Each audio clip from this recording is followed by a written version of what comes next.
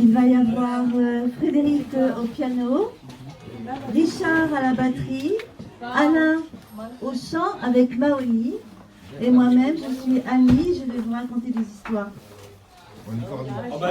Non, pas Cordy. C'est parti. Donc, ça va être un joyeux moment.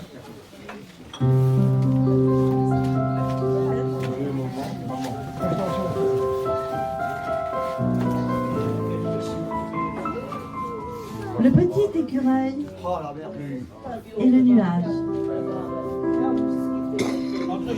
Père Noël, j'adore les cadeaux que tu nous amènes.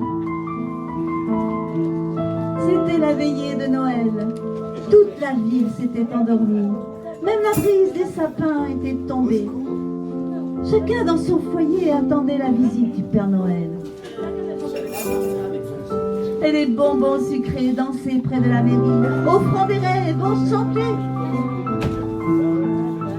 Quand j'entendis soudain une musique dehors, le piano de Frédéric volait, chantait, jouait, et tous les habitants sortirent étonnés. Le piano les conduisit près du sapin de pollen, qui aussitôt s'est mis à prier. Vite en âme, vite en serre, vite furie, bruyante comme un jubilant tonnerre de mer. Grappez, grappez, grappez, vite, vite dans les airs, dans les églises, sonnez Noël, musannez, chantez, dansez. Dansez pour les enfants. Ma ville brille aux 1000 étoiles, et m'éveillant en sursaut. Noël n'est pas un jour, ni une saison, mais les sapins, cette douce nuit que deviennent l'enfant que nous étions. Les arts réunis aux 1000 bougies, les peintres éclairent leurs toiles de blanc de neige, et Noël est là.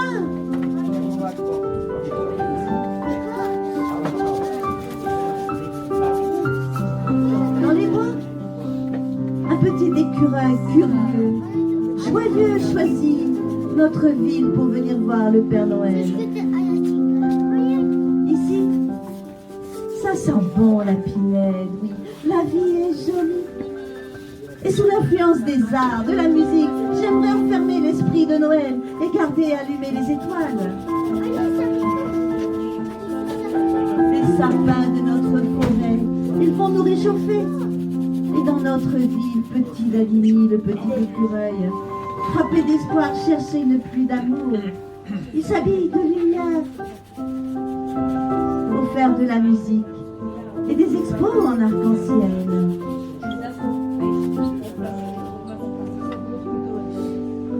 Dans la nuit, c'est l'espérance.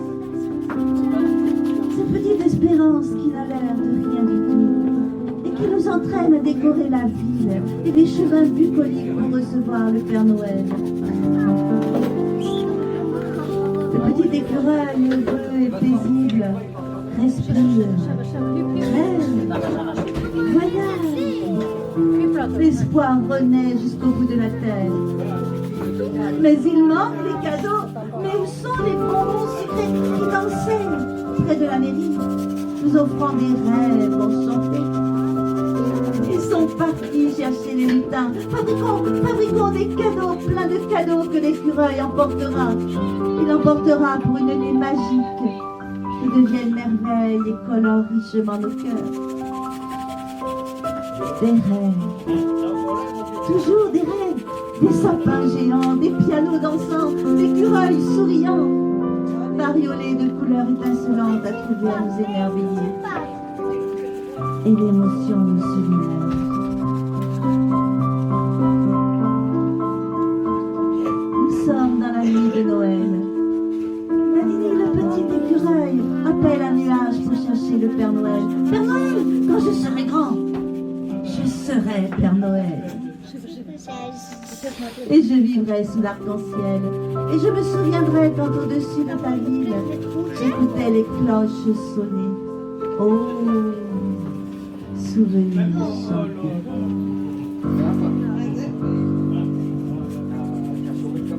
Ton cœur tout gonflé écoute. Il écoute longtemps les cloches dans la nuit de la ville. Mais comment fait-on Noël ailleurs? Quelle effervescence tu ressens? Tu pars à travers le monde et tout t'intéresse. Les arbres, les lacs, les maisons, tout est beau, tout est blanc. voir les sapins décorés. Chante Noël, chante notre amour si beau, si doux. Cet amour qui rend fou et tout devient tendre. Mais où sont les jouets? Aussi longtemps que durera le monde, ils rentreront dans les maisons.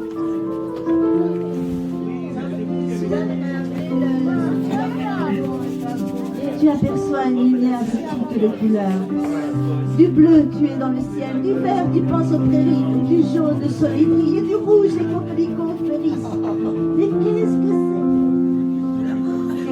beau. Petit nuage transporte Davini dans les cieux. Et c'est tellement beau qu'il en oublierait tout le reste. Et c'est magique. Petit nuage sourit aux anges. Noël, Noël, que c'est beau. Père Noël, quand je serai grand, je serai Père Noël.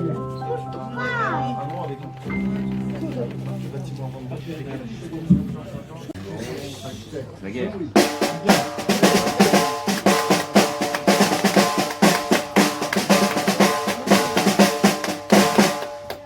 Une guerre silencieuse. Rien. Pas un bruit, rien.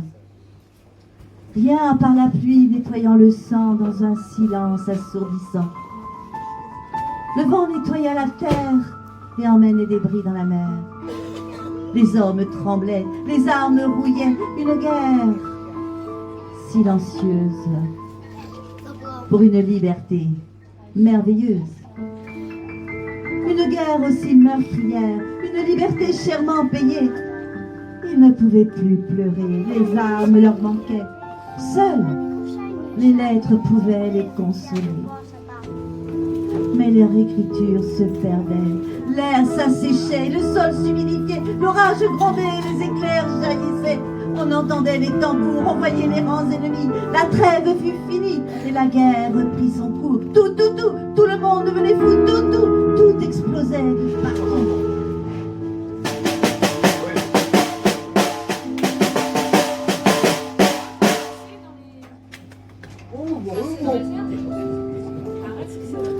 Un soldat écrit à sa femme. Ma chère femme, hier, la veille de Noël, j'étais tellement triste que j'ai pas pu t'écrire. Mais aujourd'hui, il s'est passé quelque chose d'exceptionnel et c'est pourquoi je peux t'écrire.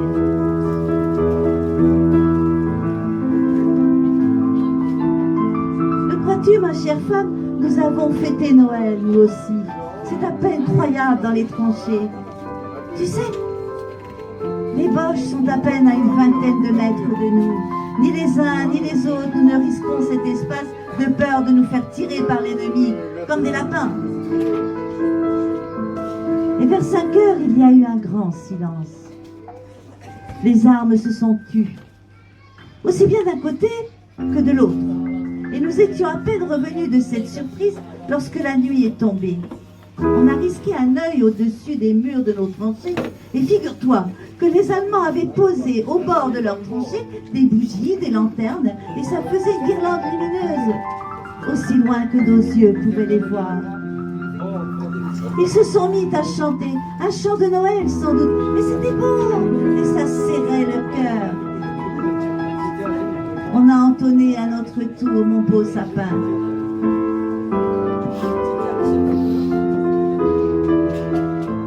On a discuté les uns avec les autres.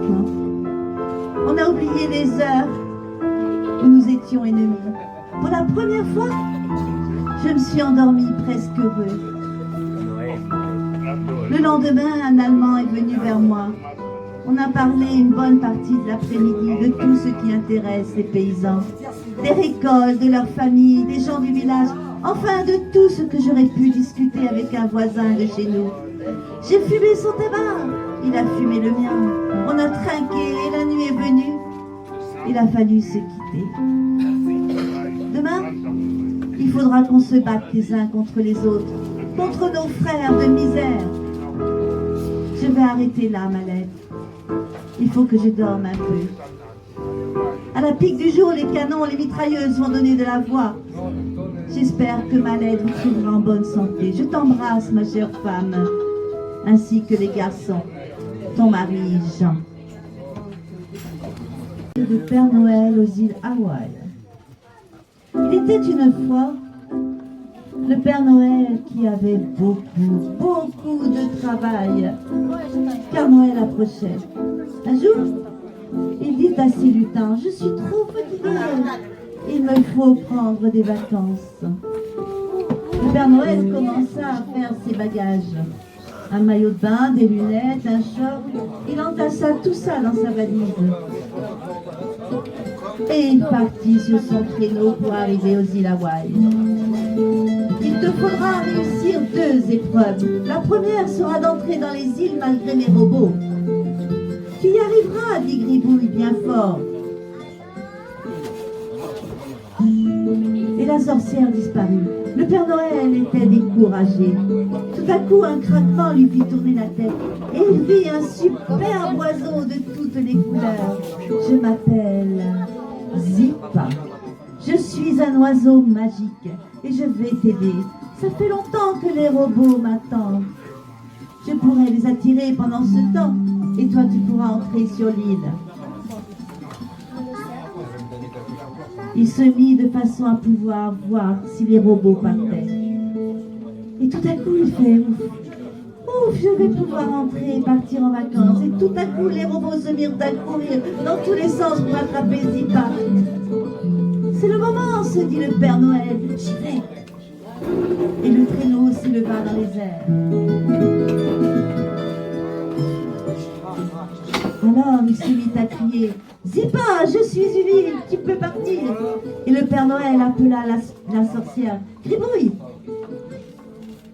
Mais voici, ce n'est pas fini, ricana-t-elle. Et le Père Noël était découragé. Dans son dos, une grosse voix le fit sursauter. « Je suis l'ours de l'île et je vais t'aider à combattre à condition que tu ailles chercher le pot de miel qui est dans la crevasse. » Je suis trop gros pour y descendre, s'il te plaît. Bravo Daddy, Daddy la star. Oh yeah, c'est Noël. Je vous souhaite des rêves n'en plus Pour les finis enfants. et l'envie furieuse d'en réaliser quelques-uns. Je vous souhaite d'aimer ce qu'il faut aimer et d'oublier ce qu'il faut oublier.